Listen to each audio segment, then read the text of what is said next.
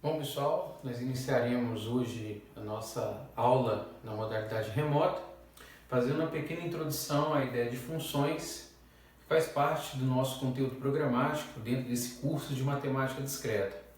A ideia é que hoje nós façamos essa introdução mencionando os aspectos de onde as funções aparecem, como elas podem ser utilizadas e, através dessas representações, nós faremos o uso da definição de uma função na resolução de problemas do cotidiano.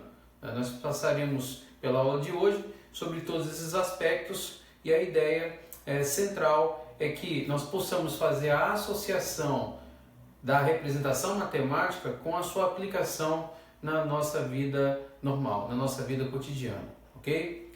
Quando nós começamos a mencionar a ideia de funções, elas sempre aparecem quando uma quantidade depende de outra quantidade. Ou seja, quando nós estamos relacionando, ou seja, uma relação entre duas grandezas variáveis. Essa é a ideia, inicial que nós vamos explorar em termos do que nós vamos classificar como funções. Quantidades, uma quantidade que depende de outra quantidade ou uma relação entre duas grandezas que são variáveis. Um exemplo de onde nós podemos fazer uso desse conceito, nós podemos pensar da seguinte forma. Imagina que em uma rodovia, um veículo em uma rodovia, um veículo esteja locomovendo-se a 100 km por hora. Em uma rodovia, um veículo está a 100 km por hora.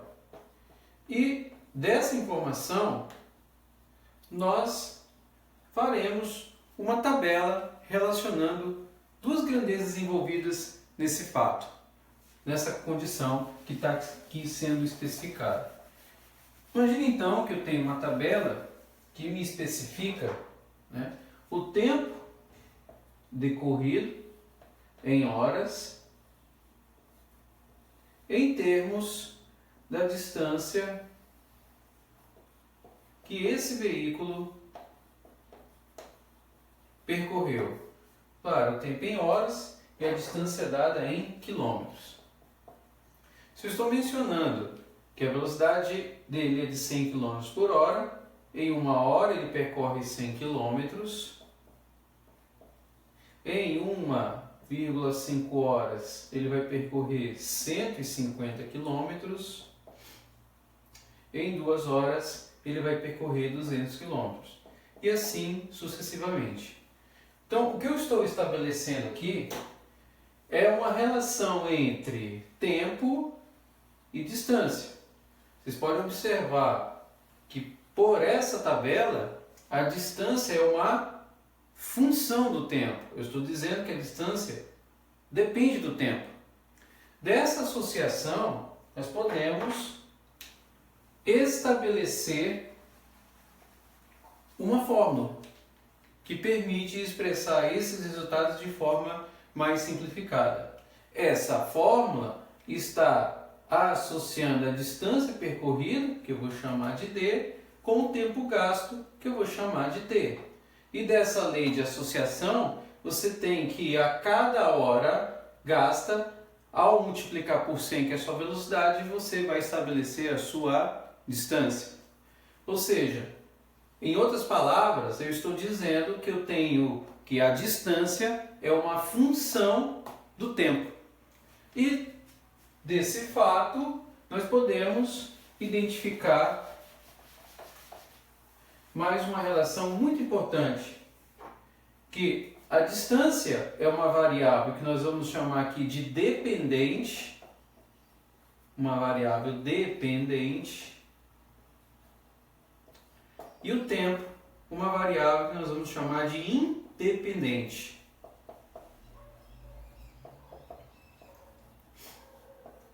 Essa é uma noção intuitiva de como você pode representar uma função. Tá? Existem outras formas que não são necessariamente dadas através dessa maneira, que você também pode identificar uma função. Nós vamos citar aqui 4 delas, para deixar bem claro como esse conceito ele é muito amplo, ele é muito vasto, ele é muito capilar, né? Então, maneiras de representar uma função. Vamos aqui representar 4 delas. Maneiras de representar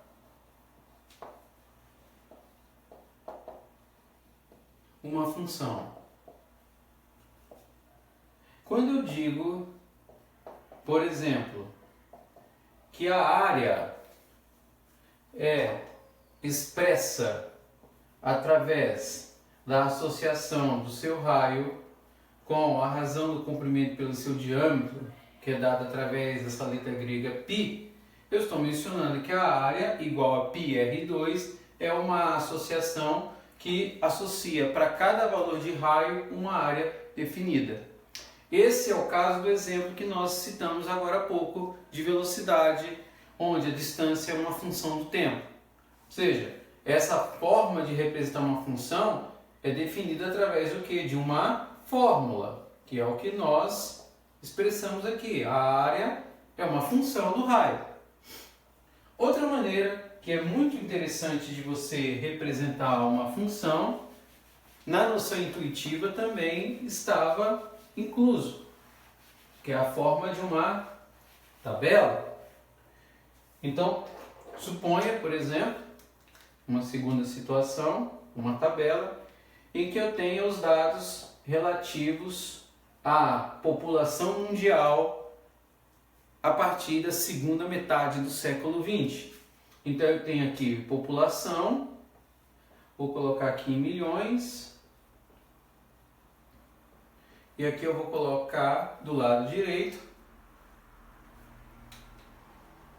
na verdade do lado esquerdo, o período em que essa população foi medida. Então, o ano, vou colocar aqui alguns valores: 1950, 1960, 1970. E aí, a população nesse período: 2.040 milhões, que seriam 2 bilhões, 2.560, 3.040. Uma função também pode ser expressa na forma de uma tabela, o que também nós mostramos na noção intuitiva, quando eu digo que para cada valor associado ao tempo, você tem um valor associado à distância. Da mesma forma, quando você tem dados que são representados numa tabela, você também pode enxergar nessa tabela a definição de uma função, porque você está relacionando duas grandezas que são variáveis, no caso o ano, período em tempo, com a população dada em milhões. Então aqui também eu tenho uma relação entre duas grandezas que são classificadas como variáveis, ou, em outras palavras, quando eu tenho uma quantidade dependendo de outra quantidade. Uma terceira forma, onde você também pode expressar a ideia de função,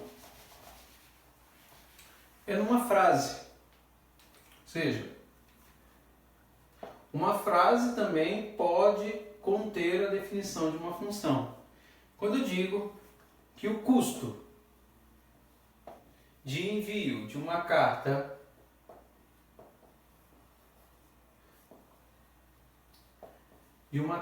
é função do peso, eu estou representando nesse fragmento o conceito de função. Ou seja, quando você vai em uma agência de correios e é necessitado, você precisa enviar um documento via SEDEX, o custo do documento não é função da massa do peso em que você está levando, que você quer, na verdade, despachar esse documento? Sim, em termos de uma representação matemática, eu poderia escrever o custo como uma função, vamos colocar agora de uma forma mais próxima do que nós vamos ver mais adiante, com a representação mais fina, uma função do peso P. Custo como uma função do peso. Também é representado através de uma frase. E a outra maneira que nós podemos representar de forma bem simples de uma função é através de um gráfico. Uma quarta forma seria representada através de um gráfico.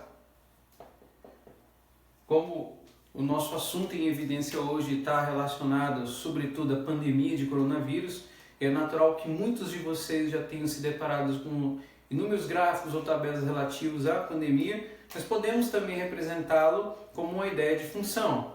Quando eu digo, por exemplo, que os dados relativos ao número de casos no Brasil, aferidos a partir de fevereiro desse ano até o mês corrente, podem ser expressos como uma função, eu posso acreditar a um gráfico essa categoria. Vamos colocar aqui número de casos,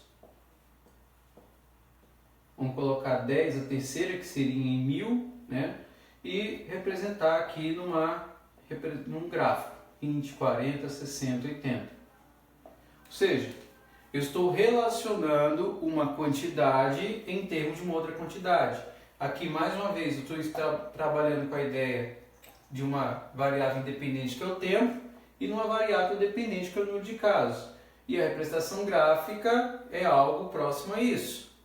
Ou seja, uma curva que muitos de vocês já devem ter visto, já devem ter lido, já devem ter ouvido, que assemelha-se uma representação de algo que nós veremos mais adiante, que é uma função exponencial, sobretudo num curso de cálculo. Mas essa também é a forma de você representar uma função, onde uma grandeza está dependendo de outra grandeza. Beleza? Então, com essas 4 formas que nós temos de representar uma função, nós agora iremos dar um aspecto, dar um caráter, uma roupagem mais matemática, trabalhando com uma ideia de conjuntos. Associaremos 2 conjuntos, desses conjuntos faremos uma série de representações associadas a relações de uma grandeza com relação a outra, e dali nós vamos classificar o que nós podemos chamar de função e também classificar o que a gente não pode necessariamente chamar de função. Vamos lá, vamos montar um exemplo de como isso pode ser escrito. Então,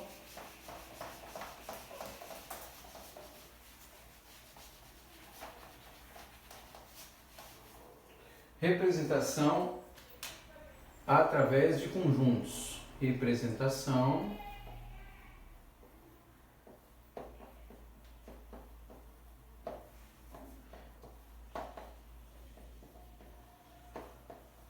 através de conjuntos. Supomos então que nós tenhamos 2 conjuntos. Um conjunto A, onde nós temos x que pertence, na verdade vamos chamar aqui de conjunto, um conjunto A dado pelos elementos 0, 1, 2 e 3, um conjunto B dado pelos elementos menos 1, 0, 1, 2 e 3.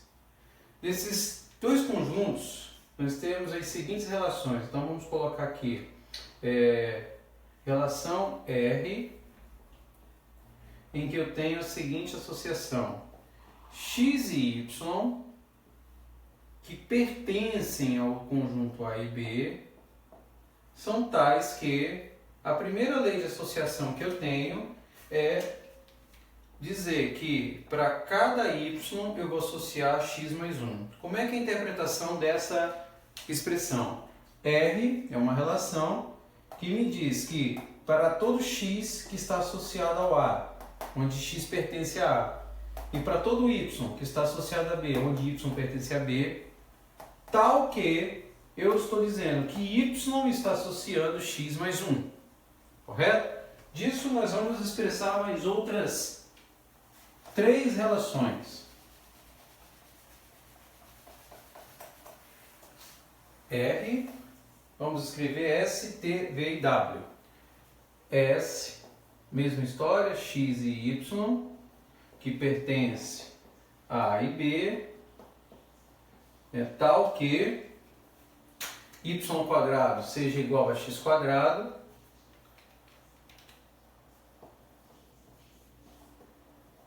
Depois nós temos x, y que pertence a B, tal que y seja igual a x, e por fim, mais uma, v, xy,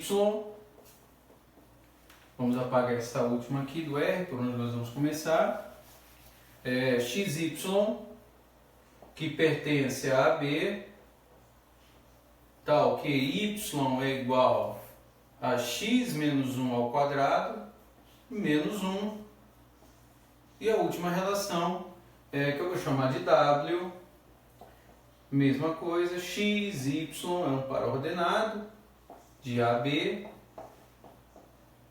tal que y seja igual a 2. Então, dessas relações, dessas 5 relações, nós vamos estabelecer quais podem ser classificadas ou não como funções, utilizando a ideia aí da noção de conjuntos. Então vamos lá fazer cada uma delas. Então, qual é a ideia primária aí? Para a relação R, vamos escrever aqui. Nós temos dois conjuntos, um conjunto A e um conjunto B. O conjunto A, mais uma vez, ele é representado pelos elementos. Vamos colocar aqui 0, 1, 2 e 3, e aqui menos 1, 0, 1, 2 e 3.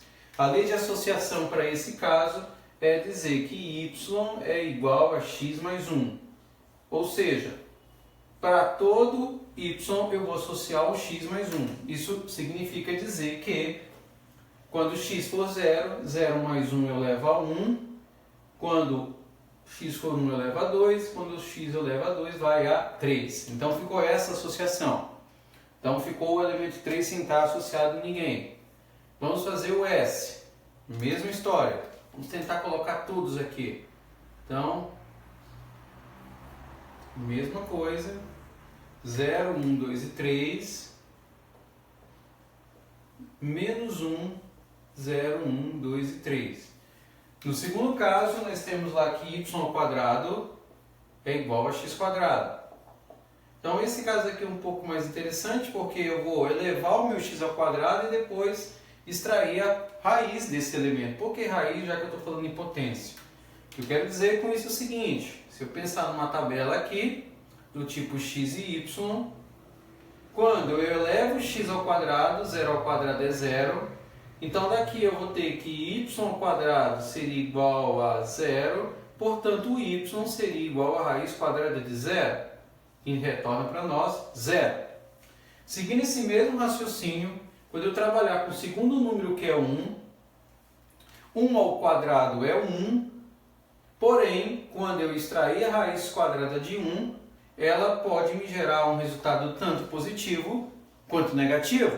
Por quê? Porque numa raiz quadrada, ao elevar menos 1 e 1 ao quadrado, você retorna com 1.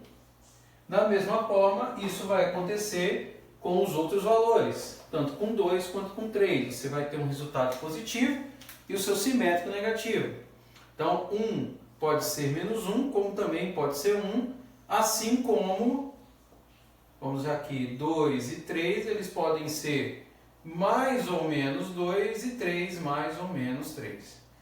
Com essa ideia, nós temos associando então 0 com 0, 1 vai associar a 1, mas também vai associar ao menos 1, 2 associa a 2 e 3 associa a 3.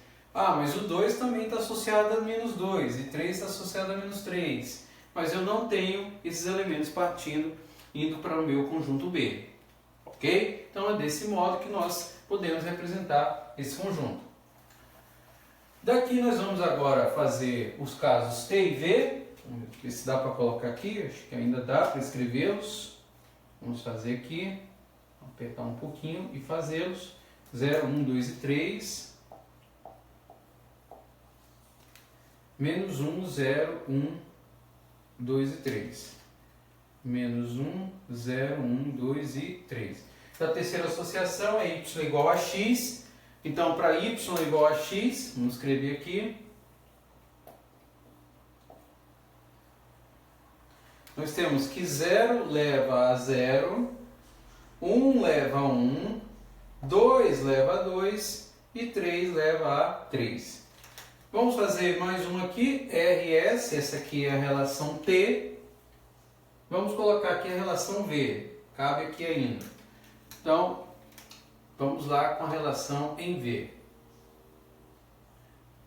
Então, em V, a lei de associação é representar y, vamos colocar aqui, vamos escrever no canto, y é igual a x menos 1 ao quadrado menos 1. É isso que ele está associando. Então, 0, 1, 2 e 3, 0, 1, 2 e 3, menos 1, 0, 1, 2 e 3. Então, 0 menos 1 dá menos 1. Nós sabemos que toda base elevada a expoente par é sempre positivo. Então, 0 menos 1 ao quadrado é 1. 1 menos 1, 0. Então, 0 vai levar a 0. 1 menos 1, 0. 0 ao quadrado, 0. 0 menos 1, menos 1. 1 leva a menos 1. 2 menos 1, 1. 1 ao quadrado, 1. 1 menos 1, 0. Então, 2 leva a 0. 3 menos 1, 2. Ao quadrado, 4. Menos 1, 3. 3 leva a 3. E assim a gente termina essa relação. Bom, na próxima lousa nós vamos escrever a relação em W. A grande questão agora que nós vamos evidenciar para esse caso e também para o caso do W é uma pergunta que para nós vai ser crucial. Quais dessas relações, vamos escrever aqui, quais são funções? Quais são funções? Essa é a ideia que nós vamos explorar. Quais são funções? Então, da primeira que nós temos aqui, que é R, eu estou associando para todo elemento de A, com exceção de 3, um elemento em B. Então, 0 levando a 1, 0 levando a 1, 1 levando a 2, 2 levando a 3. Para S, todo mundo está associado a alguém de B, com exceção de 1 que está levando 2 elementos em B. Em T, você tem todo mundo associado para alguém de B, e aqui em V também eu tenho essa associação. Quando nós definimos funções, a ideia é que cada elemento que pertence a um conjunto só deve estar associado a um único elemento que pertence a outro conjunto. Ou seja, para todo x que pertence a A, só deve existir um único y que pertence a B. Nessas condições, nós teremos uma função. Como é o caso, por exemplo, do conceito inicial lá de distância associado à velocidade. Para cada período de hora, você tem apenas uma distância percorrida em função da velocidade que foi dada. E assim como nos 4 casos que nós representamos como funções. Então, observando bem aqui, o primeiro caso que a gente chama de R, ela não é uma função. Porque ao elemento 3 de partida em A, você não está associando nenhum elemento em B. Ou em outras palavras, não está saindo de A nenhuma seta para algum elemento de B. Então esse cara aqui não é uma função. Não é função. O caso em B. Todo mundo de A está associado a alguém de B. Porém, esse elemento 1 aqui, de um elemento, está associando o quê? 2 ou mais elementos em B. Essa configuração também não define-se uma função, porque para sair de um elemento em A, você só deve levar a um único elemento que pertence a B. É como se eu dissesse, naquele exemplo que nós mencionamos de distância associando velocidade e tempo, é que se em um período de 1 hora eu fosse percorrer 100 km ou 150 km, não existe isso. Se em 1 hora, com a velocidade de 100 km por hora, eu só posso percorrer 100 km. Eu não posso sair de um elemento e associar 2 ou mais em um elemento de chegada. Em outras palavras, do ponto de partida não pode sair mais do que uma seta. Você só pode associar uma única seta. Então, esse caso aqui também não é função. O caso T é uma função.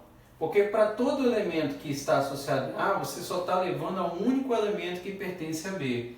0 leva a 0, 1 leva a 1, 2 a 2 e 3 a 3. Ah, tem um elemento aqui em B que não está associado ao A. Isso não é problema. O que você não pode deixar é de ter um elemento de A sem estar associado a alguém de B. Ou, se do elemento em A não sair ninguém associado em B, como é o caso que aconteceu na relação R. No caso V, eu também tenho uma função. Então isso aqui é função, é f, né? Vamos colocar assim, abreviar. E esse caso também vai ser uma função, é f, é função. Por quê? Porque todo mundo em V de A está associado a alguém de B.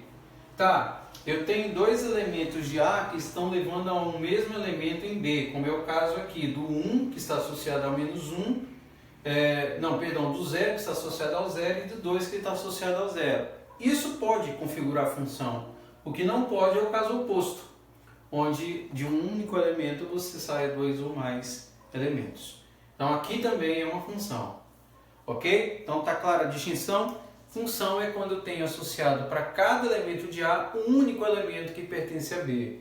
Em outras palavras, em termos de noção de conjunto, eu não posso ter do conjunto A um elemento sem ter uma seta associada ao B, ou de um elemento em A sair mais de uma seta para um elemento de B. Correto? A última relação que existe aqui, que é a relação em W, me permite aí escrever da mesma forma a definição do que também é uma função. Então vamos pegar ele aqui, a relação W, a única que havia faltado para nós, o A e a associação com B. Então 0, 1, 2, 3, 0, 1, 2 e 3, menos 1, 0, 1, 2 e 3. Para cada elemento de A, eu estou associando alguém de B. No caso, a relação, ele me impõe que y é igual a 2.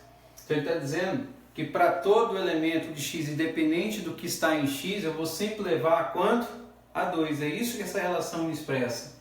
Então, para todos os elementos aqui de A, eu vou levar todos eles a 2. Isso aqui configura uma função?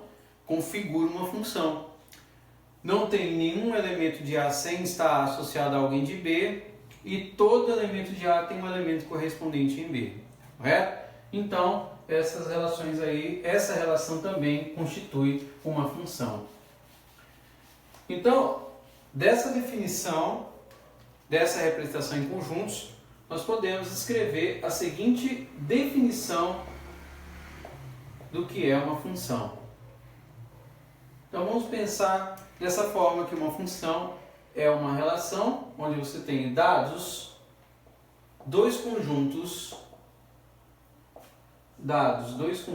A e B, como no caso do exemplo que nós acabamos de fazer, uma aplicação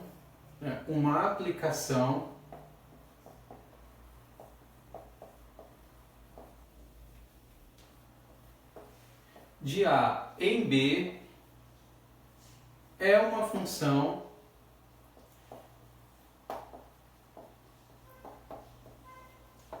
quando? E aí nós vamos usar os mecanismos da matemática discreta em termos das definições que nós mostramos no passado. Quando? Para todo x que pertence a A, lembra? Quantificador universal, existe, aí essa barra aqui para nós é nova, um único y que pertence a B, tal que f de x seja igual a y.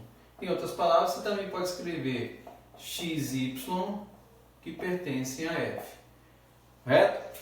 Ou seja, dessa relação, nós temos aí a definição do que a gente vai chamar de função. É uma associação que representa para todo elemento de x que pertence a A existência de um único elemento y que pertence a B, tal que f de x seja igual a y. Então, dessa definição, nós vamos montar agora uma série de exemplos algébricos e alguns com problemas onde o conceito de função possa e deva ser utilizado. Essa é a ideia que nós vamos agora explorar. Então vamos lá. O primeiro exemplo que nós temos aí é o seguinte. Exemplo 1. Seja f de x uma associação dada por 2x² menos 5x mais 6, onde h seja diferente de zero. Calcule saúde. Calcule a relação f de a mais h menos f de a sobre h. Então o que eu vou fazer? Eu dei essa função, uma função da forma 2x2 menos 5x mais 6, e eu quero calcular essa relação que está sendo dada para mim, considerando o caso de o h diferente de zero. O que eu vou fazer? Eu vou fazer uma aplicação, como na definição, substituindo na minha função dada o que tiver em x por quem? Por a mais h. E depois o que tiver em x por a. E executando na sequência a subtração e por fim a divisão por h. Então vamos lá, vamos executar esse processo, substituindo cada elemento pelo especificado. Então, primeira coisa, eu vou substituir escrevendo aqui primeiramente o f de a mais h. Então o que acontece? Onde tem o x, eu vou substituir por isso. Onde tem o x vai aparecer esse cara aqui. Então, reproduzindo a função que foi dada, eu tenho 2 vezes x². Então, nessa linha, eu vou escrever 2 vezes a mais h ao quadrado menos 5 vezes x. Então, no lugar do x, a mais h. E aí, eu vou escrever isso aqui como mais 6. Do mesmo modo, o que eu vou fazer? Eu vou escrever o f de a aqui embaixo. Então, f de a, substituindo onde tem o x por a. Então, onde houver o x, eu vou substituir por a. Então, ao fazer isso, você vai ter lá 2 vezes a ao quadrado menos 5 vezes a mais 6. Na fórmula que é dada, eu vou subtrair esse elemento desse e dividir depois tudo por h. Então, ao fazer isso, você vai ter essa expressão. Então, 2a mais h ao quadrado menos 5, que multiplica a mais h, mais 6, menos, aí para evitar o confronto de sinais, você vai colocar parênteses, 2a2 menos 5a, mais 6, e por fim você vai dividir tudo isso daqui por h. É isso que vai ter que ser feito. Bom, o primeiro processo corresponde a você extrair o a mais h ao quadrado daqui, o que implica que eu vou escrever o a mais h 2 vezes. Então, ao fazer isso, eu vou separadamente escrever o a mais h ao quadrado e vou abrir ele. Como é que eu vou fazer isso daqui? Então, eu reescrevo só esse pedaço, a mais h ao quadrado, e como ele está escrito elevado a 2, isso corresponde a dizer que ele está multiplicando o a mais h 2 vezes, por isso a mais h por a mais h. Se fosse 3, a mais h, a mais h, a mais h, e assim sucessivamente. Então, nesse processo, eu vou fazer agora o que a gente chama lá no ensino médio de distributivo. Então, eu vou multiplicar termo por termo, um por um. O a mais h pelo a, cada um, a por a, depois a por h, e depois h vezes a e h vezes h. Quando eu fizer isso, aqui vai ficar a ao quadrado, a vezes h vezes a, que é AH, e h vezes h, que é h ao quadrado. Isso tudo depois vai multiplicar por quanto? Por 2. Então, ao fazer isso, e a gente pode escrever aqui embaixo, a multiplicação, eu vou ter 2 vezes a2. Essa soma aqui de h mais h vai me retornar 2ah. Então, ao multiplicar isso por 2, vai virar 4ah. e depois eu tenho 2 vezes H2, mais 2H2, correto? Então eu vou ter essa expressão aqui já desenvolvida.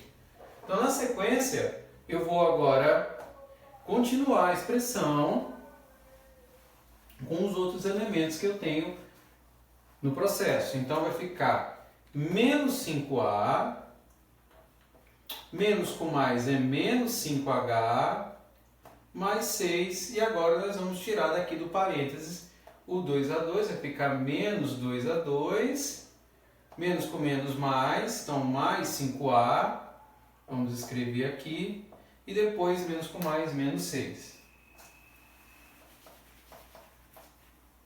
Então, menos 6.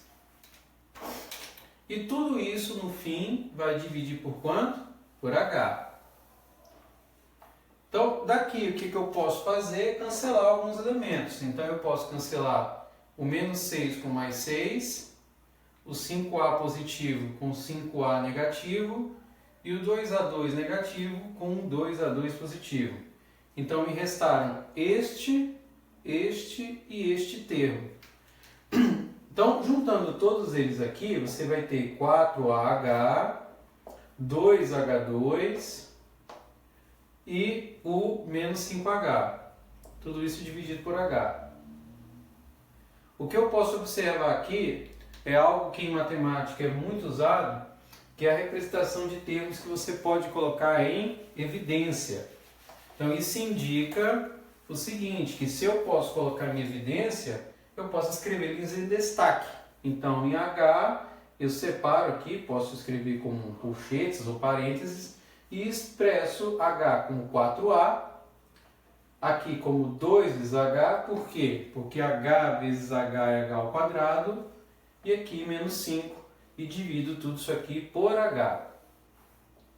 Então, desse processo, eu tenho o H cancelado com H, e aí a resposta que eu tenho é 2H, é isso que você está enxergando lá, 2H, mais 4A, menos 5. E esse aqui representa o primeiro exemplo que eu tenho com função, e aí representando de forma algébrica a substituição desses dados. Beleza? Então, isso daqui corresponde ao primeiro resultado com funções que nós temos, certo? Vamos montar um outro exemplo, e aí nesse exemplo nós vamos introduzir uma nova ideia que está relacionada ao conceito de domínio e contradomínio. Tá? O que eu quero dizer com isso, né? Domínio e contradomínio. Domínio D e contradomínio CD. Contradomínio,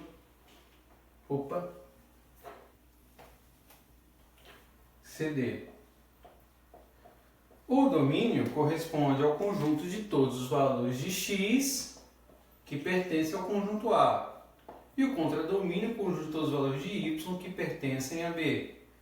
Se eu representar domínio e contradomínio numa forma gráfica, que é algo novo, que ainda não exploramos, mas que nós vamos fazer com mais frequência, eu posso dizer o seguinte, olha, imagina que eu tenho uma representação de uma função, dessa forma, através dessa curva, em que está estabelecido o seguinte, meu eixo x e meu eixo y, onde os meus valores aqui em y e em x sejam conhecidos. Digamos que aqui seja menos 2, aqui seja 1, aqui seja origem 0 e aqui no máximo o valor em 4. Então o meu domínio dentro dessa representação em x poderia ser expresso pelo conjunto dos valores de x que pertence ao conjunto, vamos considerar que esse conjunto aqui seja real, tal que ele corresponde a todos os valores de x que estejam entre quem? Entre menos 2 e 1. Como é que você pode escrever isso? Menos 2 menor ou igual a x menor ou igual a 1. Ou, em outras palavras, x é um elemento que está correspondente no intervalo que vai de menos 2 até 1.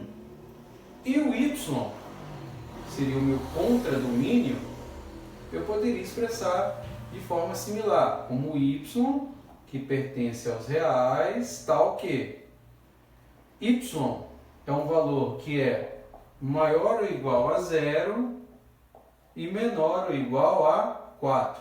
Ou seja, os valores que estão representados estão oscilando na faixa que vai de 0 até 4. Domínio e contradomínio. Correto? Dessa ideia, nós podemos montar um exemplo. E aí, fazendo referência a uma das formas que nós podemos classificá-la como função. Vocês devem lembrar, lá no início, nós mostramos que das 4 formas, a primeira, que era uma fórmula, poderia ser dada através dessa relação. Exemplo 2, vamos colocar assim. Exemplo 2. Que numa circunferência, né, a área é π vezes r ao quadrado. Se eu quisesse determinar domínio e contradomínio nesse conjunto, eu posso expressá-lo da seguinte forma. Considerando que raio r só pode ser um valor positivo, ele vai corresponder ao intervalo, e aí eu vou escrever uma nova notação em colchetes, que vai de 0 até o infinito. Lembrem-se que infinito não é um número, é uma forma particular de dizer que algo não existe. O fato desse colchete estar virado para a direita é porque ele não está fechado, isso aqui é aberto. O contradomínio também pode ser expresso através do intervalo, que vai de 0 até o infinito. Por quê? Porque esse elemento em A, ele depende do valor que você vai dar em R. Você tem o domínio e aqui você tem o contradomínio. Beleza? Bom, vamos fazer um terceiro exemplo. Agora usando uma fórmula, mais uma vez usando uma fórmula algébrica, mas associando uma condição sobre essa fórmula. Exemplo 3.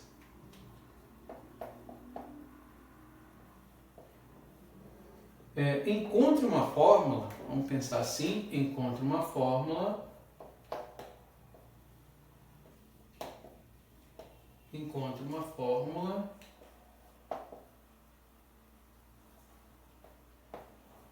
para representar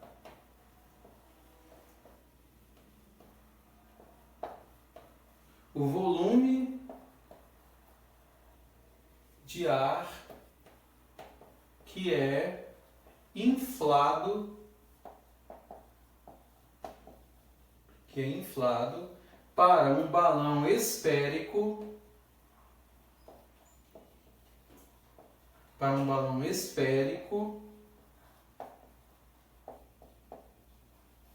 de R até R mais 1, onde R naturalmente é o raio, onde R, entre parênteses, raio. Então, nesse exemplo aqui, eu já tenho uma condição para o cálculo de uma função. Eu quero identificar uma fórmula. No exemplo do já foi dada a fórmula e o foco era outro, era determinar domínio e contradomínio. Aqui eu quero uma expressão que representa o volume de ar que você vai bombear para dentro de um balão, para que ele infle de uma posição de raio R até a posição R mais 1. A ideia aqui não é que você decore a expressão do volume de uma esfera, isso teria que ser dado para você. Mas como que você vai calcular o que está sendo pedido? Então, a fórmula de um volume de uma esfera, ela é conhecida matematicamente como 4/3 de π vezes R ao cubo. O exemplo que ele quer que eu determine, que eu calcule, é pensar no seguinte: eu tenho, digamos, a representação de uma esfera, essa esfera tem raio R, e eu quero calcular uma fórmula que permita-me escrever o quanto que esse volume se expandiu nessa esfera, a partir da posição R até R mais 1. É isso que ele quer que eu calcule. Então, com base nisso, o que eu preciso fazer, na verdade, são duas coisas. Primeiro, calcular o volume da esfera de ar que foi inflado na posição R mais 1 e depois calcular a diferença com que você tem originalmente. Por que fazer o cálculo da diferença? Porque ela vai me dar a medida do quanto de ar que foi inflado para dentro dessa estrutura esférica. Então, o cálculo que eu vou ter que fazer aqui é, basicamente, repetir 4/3 de π e no lugar do R, escrever R mais 1. E, claro, representar isso ao cubo. Assim como no primeiro exemplo que nós fizemos, onde a gente abriu lá o A mais H ao quadrado, eu vou fazer a mesma coisa abrindo R mais 1 ao cubo. Então, fazendo isso, eu tenho R mais 1 ao cubo, expresso como R mais 1, R mais 1 e R mais 1. Como é que você faz essa conta? Você pode executar em etapas. Primeiro, você calcula R mais 1 vezes R mais 1 e, por fim, multiplica por esse outro R mais 1. Então, fazendo a distributiva, R vezes R ao quadrado, R vezes 1 é R, 1 vezes R é R e 1 vezes 1 é 1. Tudo isso vai multiplicar por R mais 1. Então, executando aqui em cima, R quadrado e somando R com R, que é 2R mais 1, você vai multiplicar por R mais 1. Ao fazer essa conta, mais uma vez, eu executo a distributiva, 1 por 1, 1 de cada vez, com todo cuidado para não cometer equívocos, e calculo essa expressão. Então, daqui eu vou ter R2, fazendo aqui embaixo, R2 vezes R, R a terceira, R2 vezes 1, R2, 2R vezes R dá 2R ao quadrado, 2R vezes 1 dá 2R, 1 vezes R é R e 1 vezes 1 é 1. Então, juntando todos os termos que eu posso, então eu tenho R3, R2 mais 2R2 dá 3R2 e 2R mais R, 3R. Eu vou ter isso daqui mais 1. Então está aqui a minha expressão em R3. Mais 3R2 mais 3R mais 1. Tudo isso vai multiplicar por quanto? Por π. Então vamos executar isso, escrever aqui na frente. Então ao fazer essa conta, eu tenho que o meu V vai ser igual a 4/3 de π, vamos abrir colchete aqui e escrever R3 mais 3R2 mais 3R mais 1. Correto? Feito isso daqui, agora eu vou associar com essa expressão do volume original, que é essa daqui. Então, esse daqui é o meu volume que eu vou chamar agora de inicial e esse é o volume que a gente chama de final. O que eu preciso fazer para calcular a quantidade que foi inflada é simplesmente subtrair o volume final do volume inicial. É essa conta que eu preciso. E aí o que é necessário agora é que eu subtraia esse elemento desse e quando for possível eu coloco termos em evidência. Então se eu fizer isso daí, o que eu observo aqui é que 4/3 de π eu posso colocar em evidência. Então 4/3 de π. E aqui, ao colocar em evidência, eu vou ter R3 mais 3R2 mais 3R mais 1 menos R3. É isso que vai acontecer. E daqui eu posso notar o seguinte, que eu posso cancelar R3 com R3 e aí eu tenho que meu volume em termos dessa variação fica escrito como 4/3 de π que multiplica 3R2 mais 3R mais 1. Então, isso daqui representa a quantidade que foi inflada para dentro do balão. Tá? Esse já é um exemplo um pouco mais, digamos, mais elaborado, mas que ainda aqui expressa a ideia de função de maneira correta. Ou seja, essa variação, e aí eu vou escrever isso aqui como um delta V, representa a quantidade que foi inflada para dentro daquela estrutura. Beleza? Então vamos montar mais um exemplo agora, usando uma situação intuitiva, como nós colocamos lá no início.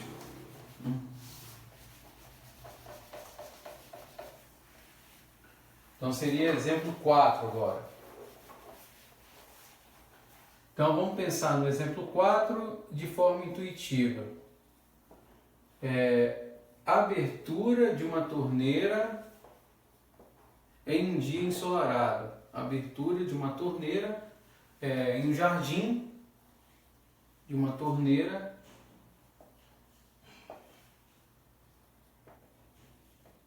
em um jardim num dia ensolarado. E aí, nessa situação bem simples, eu quero pensar numa formulação de função que estabeleça uma relação entre a temperatura da água, que eu vou chamar de T grande, e o tempo que decorre depois de você abrir a torneira. Vamos colocar a temperatura aqui em graus Celsius e o tempo aqui, como a gente está mencionando de forma muito rápida, em segundos. Então, como é que eu posso representar numa situação como essa uma função? É só imaginar. Imagine uma torneira que está sob a ação de um sol inclemente e você abre a torneira e a água começa a escorrer. A partir do instante t igual a zero, qual seria uma forma gráfica de representar essa variação de temperatura? Nos primeiros instantes que você abre, há um acréscimo de temperatura, a temperatura eleva-se rapidamente. Depois de alguns segundos, essa temperatura tende a estabilizar e, passado mais algum tempo, essa temperatura tende a cair e normalmente estabilizar. Isso não representaria uma função? Sim. Por quê? Porque para cada associação de temperatura você tem um único valor em tempo. Como nós comentamos lá na noção de conjuntos. Você pode ter para o seu conjunto de chegada duas ou mais entradas. O que você não pode ter o contrário, é uma entrada para duas ou mais saídas. Esse é o conjunto dos elementos de saída, esse é o conjunto dos elementos de entrada. Então, nesse caso, você pode representar assim uma função. A temperatura eleva-se rapidamente nos primeiros segundos, quando você abre a torneira, ela tende a estabilizar, depois de mais um período ela tende a cair e normalmente estabilizar. Ela tende a entrar em equilíbrio térmico com o meio. Então, isso aqui também pode ser expresso como uma forma de função. É essa a ideia que a gente tem aí explorado, correto? Vamos fazer mais um exemplinho, agora com uma situação também de um problema. Seria o nosso exemplo 5 nesse processo, né? Então, exemplo 5. Vamos imaginar o seguinte, uma caixa de armazenamento,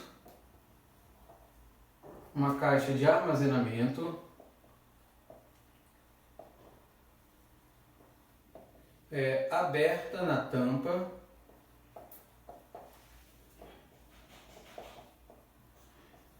tem um volume aí de 10 metros cúbicos, possui um volume de 10 metros cúbicos. Nós temos mais algumas informações sobre essa caixa. A base é o dobro da largura. E nessa caixa, o custo da área da base,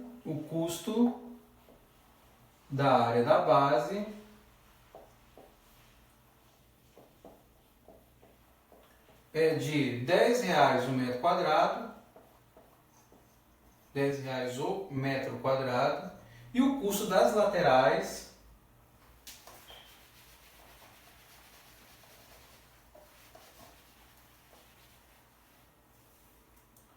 de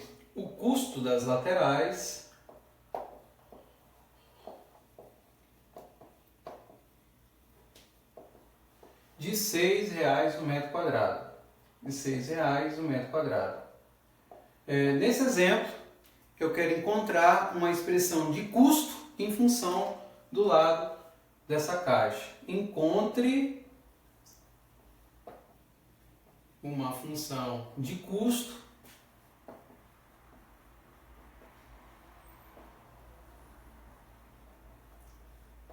em termos do lado da caixa. Correto? Essa é a ideia do exemplo, aí um problema agora do lado da caixa. Então, como nós vamos iniciar esse exemplinho? Então, primeira coisa é pensar na forma geométrica que está sendo requerido. Eu estou imaginando uma caixa que é aberta na tampa. Eu vou desenhar essa caixa. E com base no que foi pedido, calcular esses exemplos que estão associados. Então, exemplos não, as condições que foram dadas. Então eu tenho aqui uma caixa, vamos construí-la de tal modo que especifique as relações que foram dadas. Então, um pouquinho mais para cá. Vou desenhar aqui um pouquinho mais para a esquerda. Aqui e aqui, agora sim. Então, essa caixa tem essas dimensões, correto? Bom, então ela tem uma base, tem uma largura e tem uma altura. Ela está aberta aqui, ela é aberta na tampa. E eu tenho as informações que especificam as dimensões que relacionam a base com a largura e menciona também o custo das áreas, tanto da base quanto das faces laterais. Então a primeira coisa que eu faço é a descrição do desenho, do diagrama do problema envolvido. A segunda, determinação das variáveis que correspondem a essa expressão de caixa. Agora nós vamos trabalhar com a função que foi dada, as funções foram dadas e com as outras informações complementares. Ele me diz que nessa caixa o volume é de 10 metros cúbicos, então vou expressar aqui. Ele me diz também que a base B é o dobro da largura, então 2 vezes L. E ele fala que o custo unitário, o custo da área da base, vou colocar A de base, é R$10 o metro quadrado, 10 o M2, e da área lateral, das áreas laterais, de R$6 o metro quadrado. Correto? Então, por onde que eu vou atacar o problema? Primeiro, o volume. O volume é um produto de 3 dimensões. Então, eu tenho aqui que ela é uma associação de base, largura e altura. Primeira coisa que eu faço é isso. Daqui eu começo a executar as substituições que são necessárias. O que eu conheço? O meu volume é de 10 metros cúbicos e a base é 2 vezes a largura. Então, no lugar do B, eu vou escrever 2L. Multiplico por L e pelo H que eu tenho aqui. Uma vez que eu faço isso, aí eu tenho que 10 é igual a 2L ao quadrado multiplicado por H. Dessa relação eu posso isolar uma variável. Posso isolar o H, que é mais simples para mim, porque não está em potência. Então o H vai ficar escrito como 10 dividido por 2L ao quadrado. Daqui que eu posso escrever é que o meu H é igual a 10, que ao dividir por 2, dá 5 sobre L ao quadrado. E paro por aqui, porque daqui eu não consigo evoluir mais. O que eu vou fazer agora? Estabeleço a relação que envolve as funções de custo.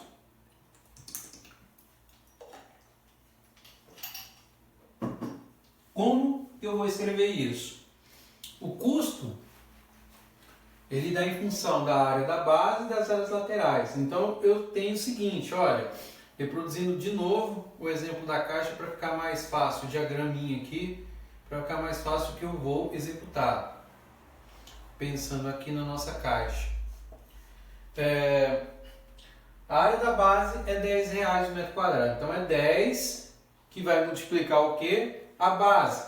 Se aqui é L e aqui é 2L, então a área da base é essa dimensão aqui, ó, que eu estou desenhando em laranja. Então é 10 vezes 2L², mais R$6 das faces laterais. Faces laterais eu tenho quantas? Excetuando a tampa, 4. Eu tenho essa que vocês estão enxergando aqui, junto ao pincel, a face à esquerda, a face à direita, correto? E a face que está do outro lado, que seria do outro lado desse quadro. Então, para esses casos, nós temos o seguinte: para essa face lateral que está aqui na frente do pincel, eu tenho que 2L vezes H. Eu tenho essa à frente e tenho essa que está aqui atrás. Então, eu tenho quantas faces laterais? Eu tenho duas que tem dimensão 2LH. Então, tem 2LH da frente mais 2LH de trás. Tá. Eu tenho a face lateral à esquerda e a face lateral à direita. Essa face lateral à esquerda, ela tem essa dimensão. E aqui está a outra. Então, eu tenho 1LH à esquerda mais 1LH à minha direita. E aí eu tenho essas relações. Uma vez que eu faço isso, agora eu posso multiplicar esses elementos e estabelecer a relação entre eles. Então, eu tenho que daqui, o custo C é 2 vezes 10, que é 20L², mais 6, que multiplica 2LH mais 2LH, 4, mais 1LH, 5, mais 1LH, 6LHs. Então, é 6 que multiplica 6LHs. Então, C vai ser igual a 20L2 mais 36LH. Terminei o exemplo? Não, porque o custo aqui ainda está associado ao lado da caixa, mas tem uma representação de altura. Então, é daqui que eu vou usar a primeira relação que eu isolei, que foi o H, para poder, a partir daqui, terminar o meu problema. Então, o H aqui, nós havíamos aberto a conta no início, como 5 sobre L2. Então, eu vou usar essa relação e substituir aqui para poder efetuar o cálculo. Então, quando eu fizer isso daí, eu tenho que o meu C vai ser igual a 20L2 mais 36L, que multiplica 5 sobre L². Então, daqui, para finalizar esse exemplo,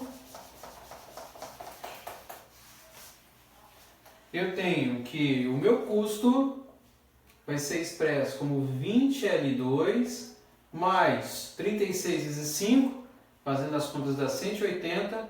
Eu tenho L, 1L², então esse aqui cancela, vai sobrar apenas um L. E aí eu tenho que o meu custo de produção dessa caixa de armazenamento é dado pela função 20L2 mais 180 sobre L. E claro, com uma condição bastante peculiar, o meu L aqui, ele tem que ser o quê? Estritamente maior do que zero, porque eu estou falando de uma dimensão de uma caixa.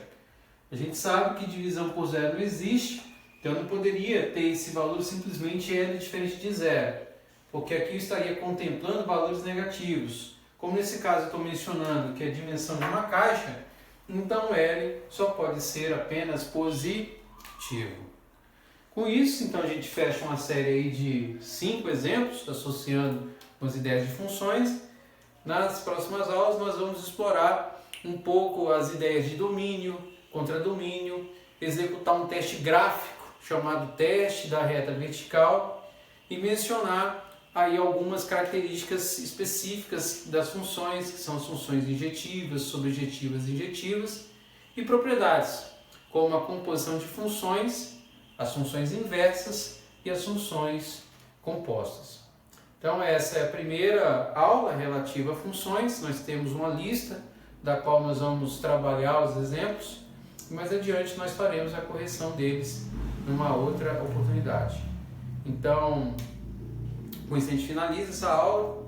Agradeço a colaboração de vocês.